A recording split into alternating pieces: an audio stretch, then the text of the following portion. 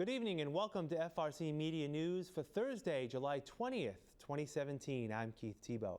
On tonight's show, we talk about an upcoming transformation for the now closed Kennedy Park pool. We provide an update on the Fall River Charter Commission ballot question, and we'll talk about an upcoming concert that will be held at Heritage State Park. But first, let's check in with the news headlines of the week. We bring in Will Richmond, the digital city editor at the Fall River Herald News. Will, how are you? I'm good, Keith. How are you? Good. Keeping cool on the upper floors there in downtown Fall River? So far, so cool. The AC is cranking here in the office. So I know. It's even a little chilly. It's a little chilly. We would take chilly. With some of these older buildings, even here at BCC, some of them, the HVAC systems run better than others. So we're better than being outside, but there are some other buildings that are actually cooler. But it's a good problem to have. I'd rather have this problem than snow. So anyway, let's get right into it for the week. We talked a couple of weeks ago about the City Council approving the fiscal 2018 city budget for the year, and the City Council cutting a little over $1 million from that budget. Now it was up to the administration to make those cuts happen in terms of the fiscal 18 budget. And the Herald News spoke with the financial team this week and got some details on where those cuts will take place. Fill us in, Will. Yeah, so with about just under 1.1 million to cut, it looks like the most cuts will be coming in the area of public safety. This is due in part because of the need and the desire of the administration to improve services through the city's MIS department, which handles all of the computer functions, security, internet security, those kinds of things. In their effort to sort of streamline all services through the city's MIS department, these kind of technical services, there were some that used to be centered at the police station, some at the fire department. They're bringing them all in-house. But in turn, to make these cuts, they've cut the MIS budget, but now the fire department and the police department will have to pay for their services through MIS, which will necessitate them to make additional cuts. So on the chopping block, it appears from the police department is an unmarked police car along with surveillance cameras. And then in the fire department, they are planning to eliminate funding for parts and accessories for some of the older fire trucks that are used to repair those, as well as equipment, everything from hoses to nozzles to those sort of the pieces of the trade that go along with fighting fires here in Fall River. Right. You have a list on the Herald News website of what was cut. And, there were some cuts geared toward the mayor's office. And the mayor and the administration is actually cutting those specific line items in terms of money for a potential tourism director. The city does not have a tourism director at this time. Also, further expenses toward the branding initiative, the Make It Here campaign, and also mayor's travel. So even though the mayor's office didn't need to specifically cut those positions that was recommended by the City Council, they're doing so. Yeah, they didn't have to cut those positions, but they did have to make cuts within specific appropriation groups. Correct. So in some cases, the money within those groups, there's very little flexibility. It may not be specific that they had to cut a certain position or money from travel or something to that effect, but the alternative may have been reducing the salary of a person, which in some cases is contractual based on an individual's contract or a collective bargain contract or something to that effect. So in some cases, there wasn't a lot of wiggle room. Certainly the cuts made by the City Council in some cases were very targeted. And while they couldn't specifically target a line item, they could target a group, which had little flexibility with some few exceptions. For example, the fire department's overtime account, which was cut by, I believe, $250,000 off the top of my head. And, that was essentially the only cut they could make within that appropriation group. So it's a mix of, there is some decisions that the administration could make, while some were targeted enough that there were very few options where those cuts could be made. Long and short of it, the city now has a budget City Council recommendations are now in place, and now the city, in terms of getting started for the fiscal year, can move forward, which in other locations and even in other states nearby Rhode Island, they're still questioning the fiscal 18 budget for the state of Rhode Island. So at least in terms of the city of Fall River, budget-wise, they are moving forward. The continuing saga of FROED and Mayor Jazio Correa will take another turn next week, as the two parties will be, the city and FROED will be going to court over the city of Fall River's claim that FROED owes the city of Fall River over $100,000 in back rent going back a couple of years. We've followed this from the beginning. FROED has since moved out of Government Center, is now in downtown Fall River. Is this something that actually could have been maybe handled out of court, and it's going through the motions? It just seems like something should have been handled outside of the court. Certainly, like this could be handled outside of the court. It would seem at this point that personalities are getting in the way. There is certainly no doubt that her and FROED have completely butt heads on this issue, and the issue of economic development, as we go back as far as the FROED president making the claims regarding the FBI and HUD investigations involving the mayor. So any sort of amicable resolution to this seemed to be out the door quite a while ago, though it certainly should have been possible. Right. And that court date, I believe, is 1 week from today. I believe it's the 27th of July at New Bedford Court in New Bedford. So we will be following that. And finally, as we know, the election season is going to be ramping up here very, very soon. Candidates have until tomorrow to take out nomination papers to run for mayor, city council, or school committee. And looks like right now, Will, it looks like all of the incumbents for in those current offices have determined their future in terms of this year. We already know that 3 school committee members will not be running for re-election. We also know that 2 incumbent city councilors are going to be challenging Mayor Correa for the top office in Fall River. And the rest of the incumbents have pretty much all pulled out papers to date. Is that correct? Yeah, so our City Hall reporter, Joe Good, this week happened to catch Steve Camara in Government Center after he pulled papers. So he was the last remaining of the city council incumbents that had been undetermined on his future. So he's at least pulled papers. He'll now have the weekend to get the 50 required signatures to put his name on the ballot. So like you said, school committee incumbents are set, and now all 9 of the city council incumbents were aware of what they'll be doing. As you mentioned, the candidates who have not returned papers have until the 25th, which is Tuesday, by the end of the day Tuesday, to return those papers to become certified. Then they have to be filed before we will get an understanding on how many candidates officially will be on the ballot coming up this fall. We do know at this point that there will be a preliminary election in the race for mayor, as at least 3 candidates have already filed their papers for that race. It's still unclear whether we will have a preliminary election for city council and school committee. Although if you look at the list, there are the requisite number of candidates who've pulled papers. Whether they return those papers or not are still to be seen. So we'll be moving forward. We'll be following this probably right through November. November 7th is the final election day this year coming up in the fall. All right, Will, what's coming up at the Herald over the next few days? So we'll be taking readers on an inside look of the Central Street Fire Station. It's the city's oldest station and in desperate need of some repairs. So we had a reporter and photographer going along on a tour with Chief John Lynch and some of the firefighters there this week, and we'll bring that story to you in Sunday's paper. Sounds good. All right, Will, we'll talk again next week. Take care. All right, have a good weekend, Keith. Thanks. We'll have more FRC Media News right after this. Here are some job descriptions on the latest hot jobs list from the Fall River Career Center. Field Transportation Lead, Amazon, located at 1180 Innovation Way, is seeking a full-time field transportation lead to assist the team in coaching, mentoring, and operating a spotter truck in an active trailer yard and work as backup for the area manager.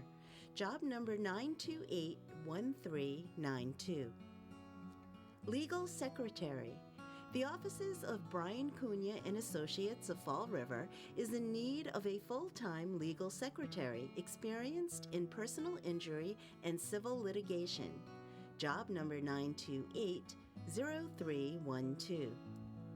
Associate Dentist. Cool Smiles, located at 933 Pleasant Street, is looking for a full-time associate dentist to provide quality general dentistry to patients in the Fall River office location. Must have a current and valid dentistry license to practice in the state. Job number 9280614. The state of Massachusetts is looking to fulfill the following full and part-time positions. Mental health worker, job number 9276614. Medication clinic nurse, job number 9241299. Peer support mental health coordinator, job number 9276622. Licensed practical nurse, job number 9241305. For more information on these or other positions, visit FRCmedianews.org or call the Fall River Career Center at 508-730-5000. Welcome back. The public swimming pool at Kennedy Park in Fall River has been closed for the past 5 years. Now the city's Department of Community Maintenance has a plan to transform the pool into a splash pad. Construction will start as early as next month. That from the city's Director of Maintenance and Facilities, Chris Gallagher. Splash pads are becoming more and more popular in parks. Things that when you go for park grants, they want to know if you have any water play type areas in there. They're safer for the kids because they don't have any deep ends. They're ground level. So what we're going to do is we're going to make a splash pad basically out of this pool area. We're going to take out all of the concrete. We're going to take out the pool area, level the site, and then we're going to design with they're going to have like toys that we call them. They're just water toys, different things that stand up in the air and dump water on the kids. It won't be a recirculating. It'll be a fresh water system so that there's not the bacterias and things like that, so that you won't have chemicals, things like that you'll need, what you need to treat a pool with, the chlorines and algicides and all of that stuff. With the fresh water system, it's constantly fresh water coming into the system. So if the children drink the water, it'll be safe? Yes, it's fresh water. It's constant fresh water coming in from the streets. It's just like your tap water in your home. It's exactly where it's coming from. So when they push that button, it's just constant fresh water. It goes down the drain and goes out. And what we do is how it's set up with that push button pad is so that it's not wasting water. It's more energy. It's more energy savings or water savings by having that. So it's just not constantly running if there's nobody using it, if there's nobody in there, and if there's a small group of kids in one little area. So they'll only operate that one area. They go to another area, they can start that area. Is it going to look like the splash pad at Father Travassos Park? Yes, on this one here, it's going to be similar to that, but this one's going to be much larger. It's going to cover the whole pool area. What the conceptual design that we have right now is to cover the entire area of this large pool here to make it in that shape, and then the same area for the small kiddie pool on that side. The Fall River Charter Commission has finished drafting the question that will appear on the ballot in the upcoming city election in November. Commission Chairman Mike Mioza says it took over 2 years for the 9-member commission to weed through the proper legal wording for the revised charter question, which is now awaiting final approval from the state. Mioza tells FRC Media News what he believes are 2 major changes. Article 6 deals with fiscal and financial procedures, and we've put a lot of responsibility on the mayor to create committees, to do capital improvement plans, debt management plans. Our budget process now will be more transparent. There'll be a meeting, an annual meeting, that we'll call together the school committee, the city council, the mayor, and the superintendent. That meeting will be open to the public. There'll be public input on the budget. I mean, we're talking about a $260 million budget, over $250 million. And there's no input from the citizens on that budget. So that's one of the things I'm very, very proud of. I would say the other thing, the other big change, Donna, is there's more citizen participation and involvement in this charter. I think that's one of the things that, as a charter commission, we heard that people wanted. For instance, public input. There'll be public input now at every multiple member body in the city. Some bodies don't have public input, some limit it, some make it difficult for the public to participate. So we put language in the charter that every body will have to write a plan on how they'll deal with public input, but there'll be public input at every board, every commission in this city. What we did was we built the building blocks of our city, and we made it good, easy to read. The charter is easy to read. It's 10 articles, easy to understand, clearer, all updated, Mass General Law. I'm very proud of it, and that's why I'm out there promoting that it gets put on the, people vote for it. And it's an all or nothing, so I'm asking people, if you don't like one particular thing, there might be other things that you do like, and if you don't, you can change it in 5 years. Have you talked to the mayor or any city council members, school committee members? I mean, since we're talking transparency here, what's the feel out there currently? It's a tough one, I know, but I had one conversation with the mayor. Matter of fact, and it was the night that we were voting on the charter. There was a provision that he wasn't happy about, and I'll tell you what that provision was: that all mayoral appointments now will be approved by the city council. I saw that as an issue that was lacking in the city, as obviously 4 of my colleagues did.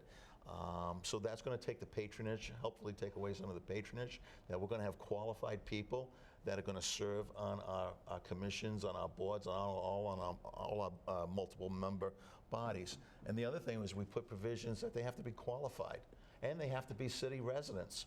They have to be city residents when they get appointed to these boards, and they have to live in the city through their term. So to me, that's a positive change. I think overall, I mean, the impact of what I got from the mayor was that was the only provision he wasn't happy with. I plan on talking to some of the city councilors one-on-one or along the campaign trail to really get their feeling. But I'm hoping that the media, I'm hoping when there's debates and discussions, that the charter is discussed in those discussions, because they do need to take a public stance. It's still not too late to participate in the summer reading program offered by the Fall River Public Library on North Main Street. Here's more from Supervisor of Children's Services, Dave Mello. One of the best things that you can do over the summer vacation while kids are out of school is to get them into the library to keep up on their reading skills. It's been shown that during the couple of months of the summertime vacation, children can drop off on their reading skills. So this is a good way to encourage that over the summer and pursuing areas that they want to read about instead of assigned books from schools. And how about parents and guardians? Should they read along? Parents and guardians are welcome to read along too. As a matter of fact, children that do not read on their own at this point, they can still participate by having mom or dad or grandma, some grandparent read to them. Kind of wanted to sign her up too, even though she's young. I mean, we read a lot of books and. So you'd read together? Oh yeah. Do you have any favorite books? Right now, she really likes Goodnight Moon and Usborne books. I used to sell Usborne books, so I have a wide range of stuff that, keeps entertained. We'll have more FRC Media News right after this.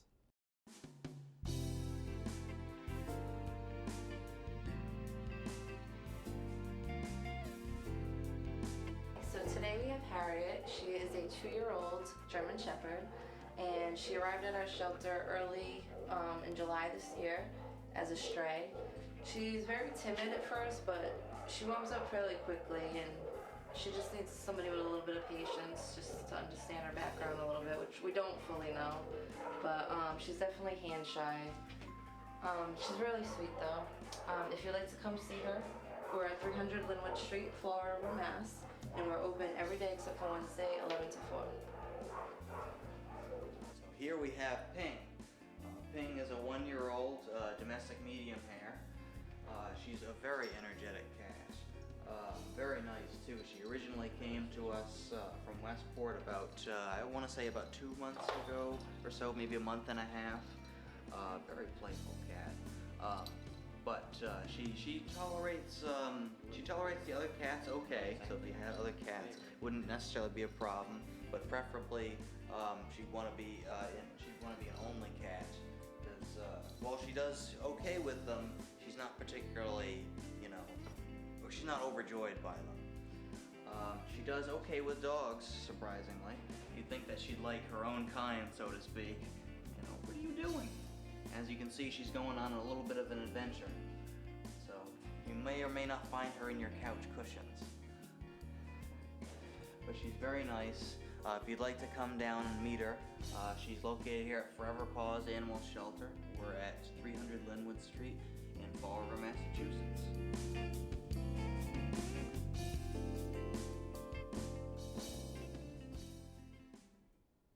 A summer concert will take place this Saturday at Heritage State Park in Fall River. St. Anne's Credit Union is sponsoring the annual event. President and CEO Eileen Dehaney has the details. We have Mike Moran on at 4 o'clock. We will do some fun raffles and prizes at 5 o'clock, and Eagle Mania will be taking the stage at 5:30 p.m. Now, what is the purpose of the concert? We do this really just for the community. This is a free concert we've been putting on for over 20 years at this point. We tried to pick a beautiful Saturday in July. Anybody can come down to the concert. We do encourage people to bring their chairs. Every year we make a donation to the Boys and Girls Club. They will be here with their concession stands. All the proceeds that they make from the sales go directly to benefit the children here in the Fall River Boys and Girls Club. Well, I think what makes it special is that St. Anne's is really on board with their community giving. So, this is a great opportunity for folks in the area just to come and enjoy something, at night and have, dinner amongst themselves and just take part in the festivities. So it's good for families and friends. Absolutely. And how about the children? Do they enjoy it? Oh, the children love it. I mean, they're dancing and that sparks a little bit of more of the child in all of us. So I think, the children enjoy it, the adults enjoy it, and even the employees enjoy it. So that'll do it for this edition of FRC Media News. You can catch FRC Media News Thursdays and Fridays at 6 p.m. and online at our website, frcmedianews.org. For all of us here at FRC Media News, I'm Keith Tebow. Have a great week, and we'll see you next Thursday.